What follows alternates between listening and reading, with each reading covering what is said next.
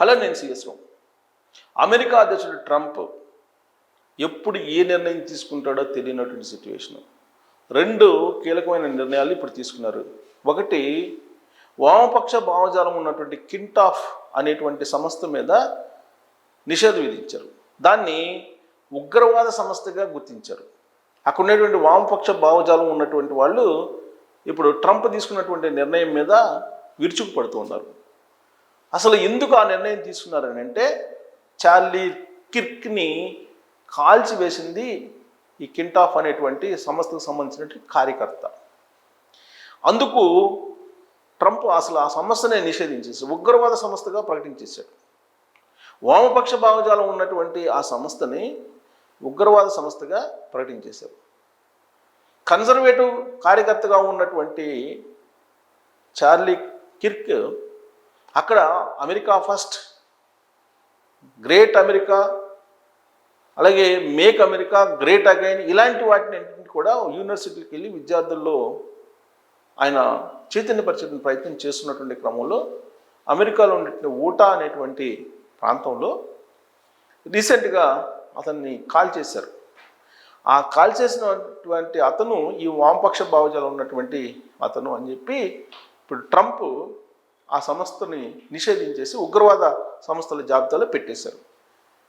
ఇది ఒక వివాదాస్పదమైన నిర్ణయం. మరొక అంతర్జాతీయ వివాదాస్పదమైన అంశం ఏంటంటే, భారతదేశాన్ని డ్రగ్స్ దేశాల జాబితాలో కలిపేసేసాడు. పాకిస్తాన్, చైనాతో పాటు కొన్ని దేశాల జాబితాలో భారతదేశాన్ని కూడా కలిపేశారు. అంటే పాకిస్తాన్తో పాటు భారతదేశాన్ని కూడా కలిపేశారు. ఉగ్రవాద లేదంటే డ్రగ్స్ సరఫరా చేసేటువంటి దేశాల జాబితాలో దీన్ని కూడా భారతదేశాన్ని కూడా చేర్చారు.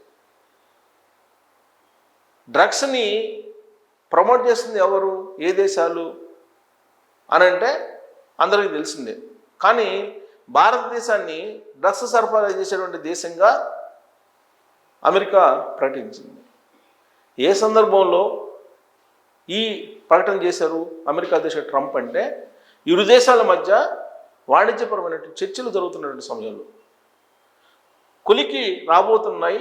మళ్ళీ అమెరికా భారతదేశం మధ్య ద్వైపాక్షిక సంబంధాలు బలోపేతం అవుతాయి, వాణిజ్య సంబంధాలు బలోపేతం అవుతాయి, దౌత్యపరమైనటువంటి సంబంధాలు కూడా మళ్ళీ బలోపేతం అవుతాయి అని చెప్పి భావిస్తున్నటువంటి తరుణంలో ట్రంప్ ఈ విధమైనటువంటి నిర్ణయం తీసుకున్నారు.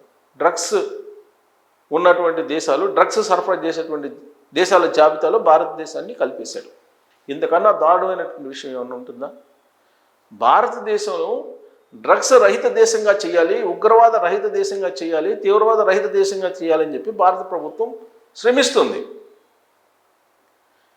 కానీ అమెరికా అధ్యక్షుడికి భారతదేశాన్ని చూస్తే డ్రగ్స్ సరఫరా చేసేటువంటి దేశంగా కనిపిస్తుంది.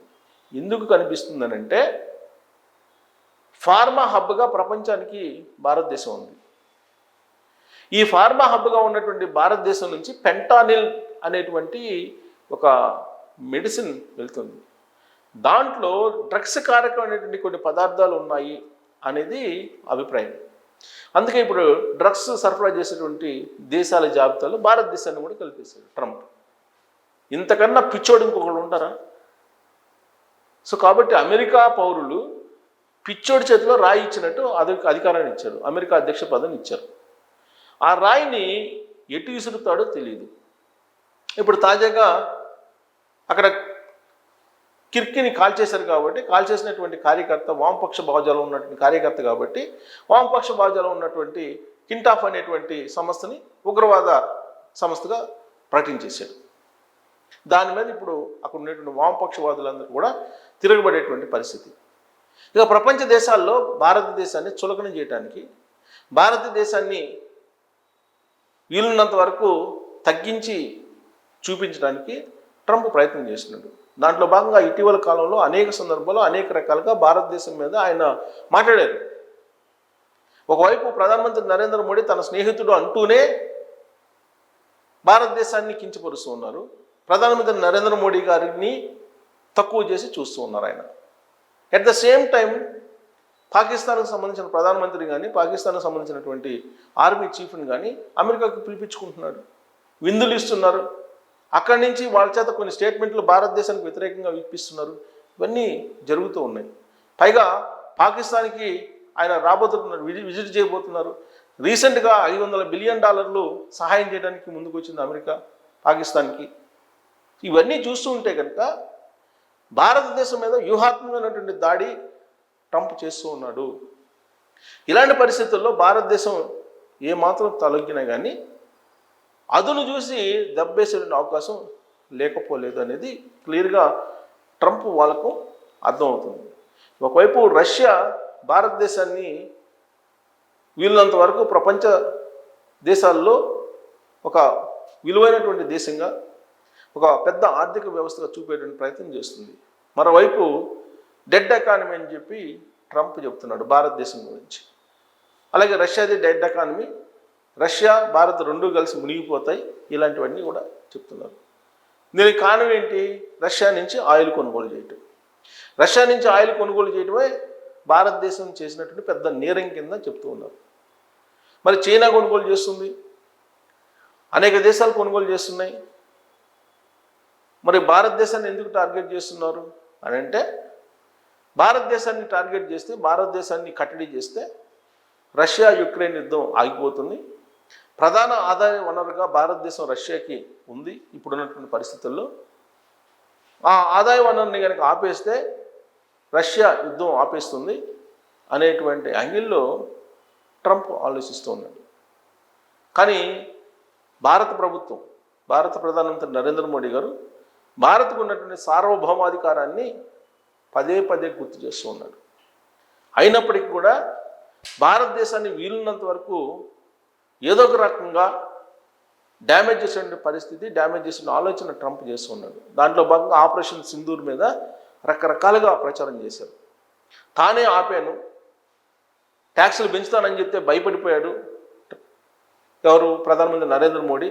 అందుకే ఆపరేషన్ సింధూర్కి సంబంధించి సీజ్ ఫైర్ని ఒప్పుకున్నాడు, యుద్ధాన్ని ఆపేశారు. యుద్ధం ఆపడానికి కారణం నేనే, లేదంటే ఆ రెండు దేశాల మధ్య అణుయుద్ధం వచ్చేసిండేది, ఒక పెద్ద యుద్ధాన్ని నేను ఆపాను అని చెప్పి చెప్తూ ఉంటారు. రీసెంట్గా పాకిస్తాన్ ఉప ప్రధానమంత్రి ఏం చెప్పారు?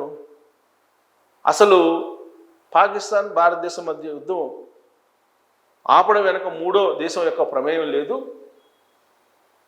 ఈ విషయాన్ని నాకు ఎవరో చెప్పలేదు. అమెరికా ఉపాధ్యక్షుడిగా ఉన్నటువంటి విదేశాంగ శాఖలో ఉన్నటువంటి విదేశాంగ శాఖ ఉపాధ్యక్షుడు కాదు, విదేశాంగ శాఖకు సంబంధించినటువంటి రూబియో చెప్పాడు అని చెప్పి పాకిస్తాన్ ఉప ప్రధానమంత్రి చెప్తున్నాడు. ఆయన చెప్పేంత వరకు కూడా నమ్ముతూనే ఉన్నారు ట్రంప్ చెప్పింది. సో శత్రు దేశమే చెప్తోంది ఎవరు ప్రమేయం లేదు, మూడో దేశం యొక్క ప్రమేయం లేదు. అసలు మూడో దేశం యొక్క ప్రమేయాన్ని భారతదేశం ఒప్పుకోలేదు.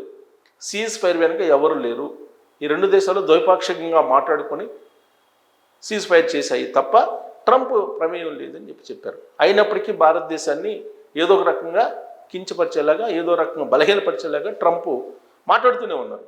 ఇప్పుడు తాజాగా డ్రగ్స్ సరఫరా చేసే దేశాల జాబితాలో భారతదేశాన్ని ఉంచారు ట్రంప్. మరి దీని వెనుక కుట్ర ఏంటి అనే దాని మీద మీరు కామెంట్ చేయొచ్చు. Thank you.